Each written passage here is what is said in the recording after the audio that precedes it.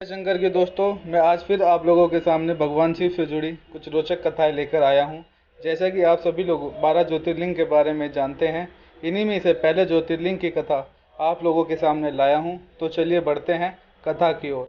गुजरात प्रांत के काठियावाड़ क्षेत्र में समुद्र के किनारे सोमनाथ नामक विश्व प्रसिद्ध मंदिर में यह ज्योतिर्लिंग स्थापित है। पहले ये क्षेत्र प्रभास क्षेत्र के नाम से जाना जाता था।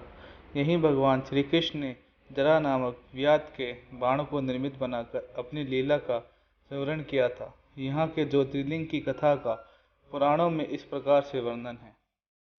दक्ष प्रजापति की 27 कन्याएं थी। उन सभी का विवाह चंद्रदेव के साथ हुआ था, किंतु चंद्रमा का समस्त अनुराग व प्रेम उनमें से केवल रोहिणी के प्रति ही रहता था। उनके इस कृत्य से दक्ष प्रजापति की अन्य कन्याएं बहुत अप्रसन्न रहती थी। उन्होंने अपनी यह व्यथा कथा अपने पिता को सुनाई। दक्ष प्रजापति ने इसके लिए चंद्रदेव को अनेकों प्रकार से समझाया, किंतु रोहिणी के वशीभूत उनके हृदय पर इसका कोई प्रभाव नहीं पड़ा। अंततः दक्ष ने क्रुद्ध होकर उन्हें श्रेयग्रस्त हो जाने का शाप दे दिया। इस शाप के कारण चंद्रदेव तत्काल श्रेयग्रस्त हो गए। उनके श्रेयग्रस्त होते ही पृथ्वी पर सुधा, शीतलता, वर्षण का उनका सारा कार्य रुक गया। चारों ओर त्राई त्राई मच गई। चंद्रमा भी बहुत दुखी और चिंतित थे। उनकी प्रार्थना सुनकर इंद्र आदि देवता तथा वशिष्ठ आदि ऋषिगण उनके उद्धार के लिए पितामह ब्रह्मा जी के पास गए। सारी बातों को सुनकर ब्रह्मा जी ने कहा, चंद्रमा, आपने शाप विमोचन के लिए अन्य देवों के साथ पवित्र प्रभास क्षेत्र में जाकर मृत्युंजय भगवान शिव की आराधना करें। उनकी कृपा से अवश्य ही इनका शाप नष्ट हो जाएगा और यह रोग मुक्त हो जाएंगे। उनके कथन अनुसार चंद्रमा ने मृत्युंजय भगवान की आराधना का सारा कार्य पूरा किया। उन्होंने घोर तपस्या करते हुए 10 करोड़ बार मृत्युंजय मंत्र का जाप किया। इससे प्रसन्न होकर मृत्युंजय भगवान शिव ने उन्हें अमृत का वरदान प्रदान किया। उन्होंने कहा, चंद्रदेव, तुम शोक न करो, मेरे वर से तुम्हारा शाप मोचन तो होगा ही, साथ ही साथ प्रजापति दक्ष के वचनों की भी रक्षा हो जाएगी।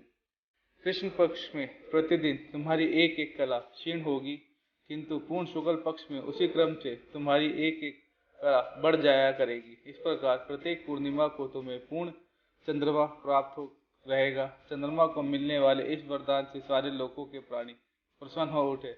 सुधा का चंद्रदेव पुनः दसों दिशाओं में सुधा वर्षण का कार्य पूर्ववत करने लगे। शाप मुक्त होकर चंद्रदेव ने अन्य देवताओं के साथ मिलकर मृत्युंजय भगवान से प्रार्थना की कि आप माता पार्वती जी के साथ सदा के लिए प्राणों के उद्धारार्थ या निवास करें। भगवान शिव उनकी इस प्रार्थना को स्वीकार करके ज्योतिर्लिंग के रूप में माता पार्वती जी के साथ तभी से यहाँ रहने लगे। पावन प्रभास क्षेत्र में स्थित इस सोमनाथ ज्योतिर्लिंग की महिमा महाभारत, श्रीमद् भगवत गीता तथा स्कंद पुराण आदि में विस्तार से बताई गई है। चंद्रमा का एक नाम सोम भी है। उन्होंने भगवान शिव को ही अपना नाम स्वामी मानकर यह तपस्या की थी। अतः इस ज्योतिर्लिंग को सोमनाथ कहा जाता है। इसके दर्शन, पूजन, आराधना से भक्तों के जन्म जन्मांतर के सारे पाप और दुष्कृत्य विनाश हो जाते हैं।